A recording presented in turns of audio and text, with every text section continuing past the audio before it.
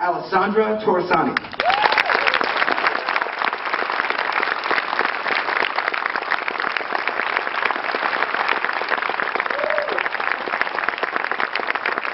Ladies and gentlemen, Mr. Joseph Adama, Eastside Morales.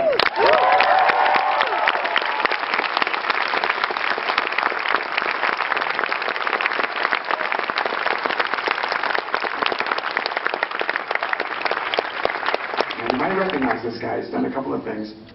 But in this project, he plays Daniel Greystone, Mr. Eric Stoltz.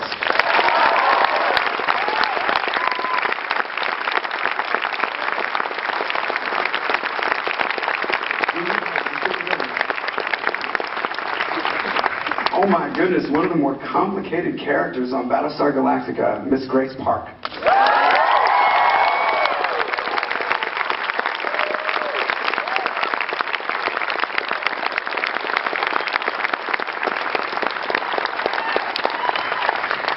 What would it be without Caprica 6? Ladies and gentlemen, Miss Trisha Helfer.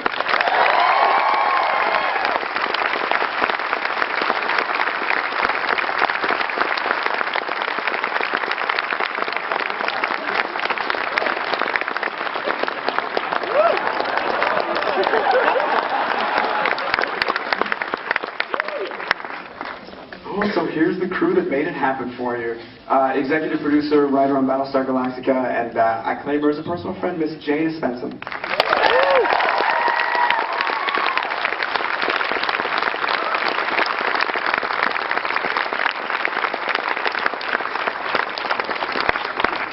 Impossibly, I skipped a sheet. Paula Malcolmson. I know. I'm even shouting out back.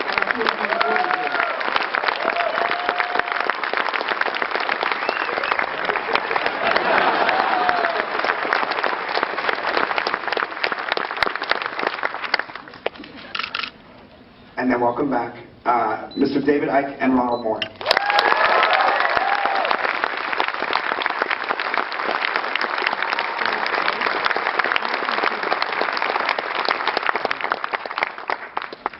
Off we go.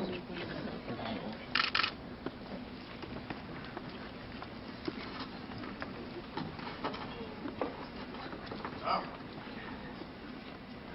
Sorry guys, got into a bar fight.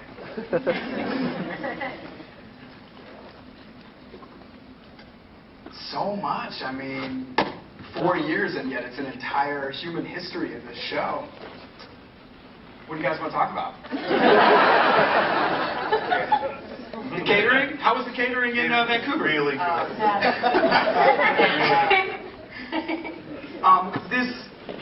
This show, I mean, you guys had a lot of, how did this start? Honestly, I mean, people remember the show from the 70s and remember just sci-fi in general in the 70s had kind of a silly tone to it.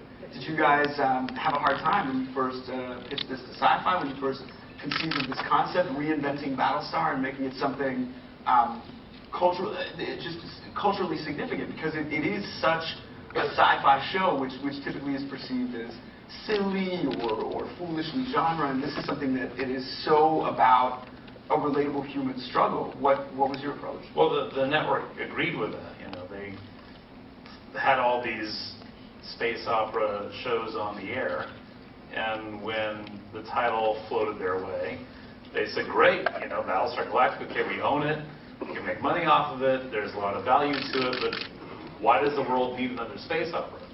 And in a weird way, their agenda and our agenda coincided because we felt the same way. We both were very intrigued and driven by the idea of science fiction as an allegory for our times, as a metaphor for our reality, as something that was deeper and more adult and more sophisticated than just summer action escapism. And it was the very thing the channel, the network, needed to rationalize or justify spending all this money on another space opera. So it was a rare, you know, coinciding of producers and network wanting the same thing at the same time, and it was, you know, beneficial in that respect.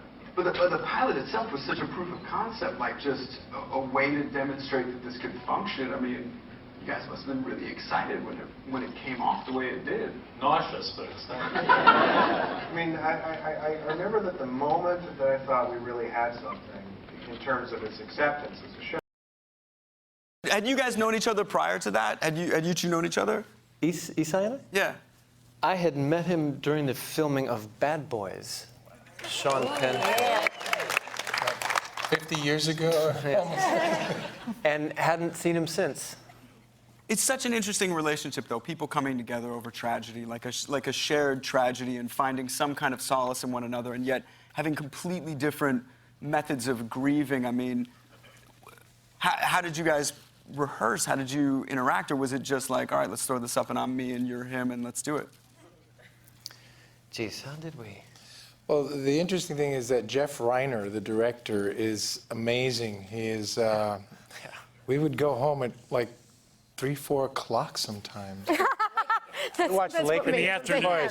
PM, not AM. PM, meaning what takes other people, they overshoot and stuff. He knows, he's got an instinct about where the scenes should go, and he doesn't belabor it, especially if the Lakers are on. It's a shame that... It's a shame that he's not here tonight because he... Jeff Reiner also, when he's directing, has a wonderful ability to say, man, that's bullshit, what you're doing right there. I don't buy that at all. Absolutely. Let's do it again and you know, try and make it decent. And it's really freeing as an actor to hear that, like, yeah, I sucked in that. Why don't we try and find a moment that's real, like with us smoking, which we both, I think, turned green with Nicotine poisoning. Finally, I think he beat us up or poisoned us enough that we found a place of sorrow. And he had enough cameras sort of positioned so that all this sort of self-consciousness of performance went away because it was catching everywhere, and that's how he worked so quickly. So as opposed to doing, you know, a master and a close-up, we had all that, and it was like creating a play and really working and really doing the scene instead of, you know, we've done 13 of those, and how was that one, and was my close-up good, and okay. So it took all the math out of acting. It was really real. Yeah, I felt that. I mean, I really, and especially, I mean, Paula, you know, I want to get paid for 24. What's that? Where the fuck is my money? I know somebody in residuals department. And, Awesome. yeah, I'll get somebody from the them. entertainment partners to draft you a check. Okay. But this part that you had to, where, you know, you have to be the disciplinarian, you have to be, you know, scolding of the kid and teaching him right from wrong, and then just living with that painful regret. Teenagers are so mean. The things that they say are so permanent. And then your daughter is killed. I thought it was great. I thought you did an amazing job in it. Thanks. More of a statement than a question. The Adamas are obviously featured heavily in the new series. Are you guys going to feature any of the other ancestors of Battlestar characters? I don't Are we going to see so. C-3PO with no armor getting built by Anakin? Oh my God.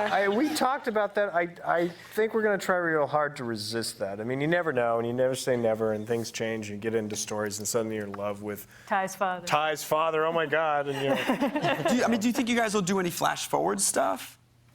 there's no plans to. I mean, the intention of Caprica is to make it really its own show. I mean, it was really important to us as we created the show to create something that did not mean that you had to be a fan of Battlestar Galactica. That here's a series that stands on its own, that is part of this larger universe, but that is not predicated on a knowledge of or a love of the original. And that was very, very important to us. And I think that's the way the pilot plays. It plays as, here's a piece. If you don't know anything about Battlestar Galactica, you can invest in this and these characters and their story.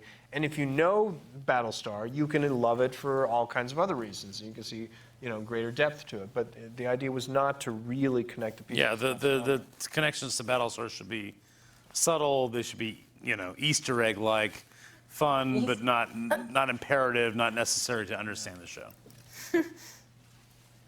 Sorry. I don't know.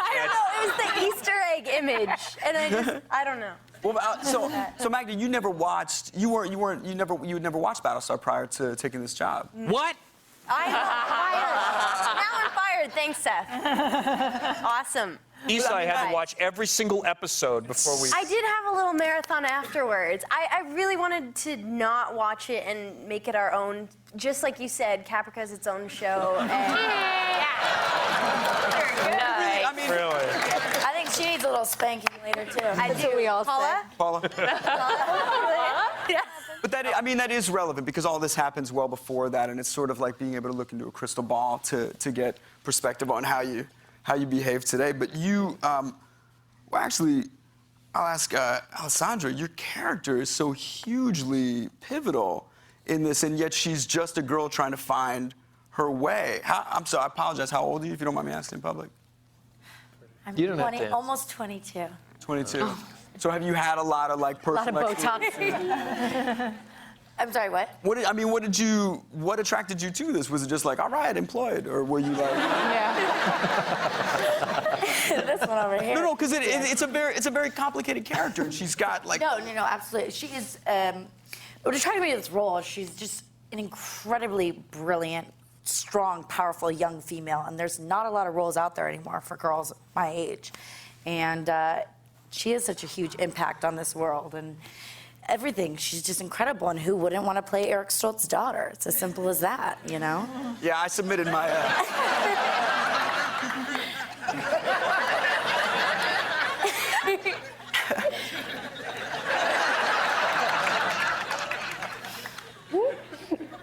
Eric never answered the question you asked him, by the way. That's true. Yeah, I'd like to know.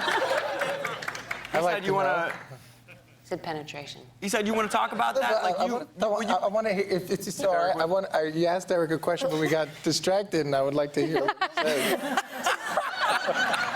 Putting it back on you. Score, right? Eric, as a redhead, do you find there's a lot of pressure to dye your hair?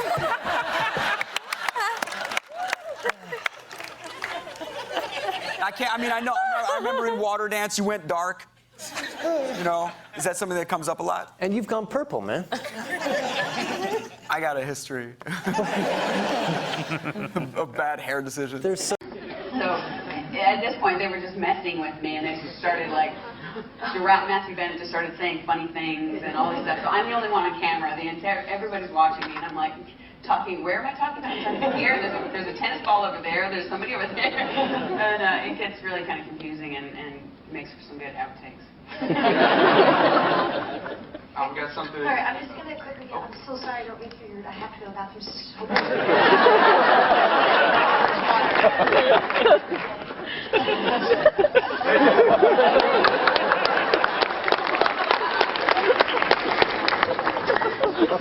So, in the back there, with the microphone. Yeah, Hey, what's up? hey, I just wanted to say thank you so much for creating such an incredible show that I have watched for years. How Long to Go was like 3 songs up, and I'm not a science fiction fan at all, but when this show came out, and again, like you, I was, marathon and then hooked, completely hooked.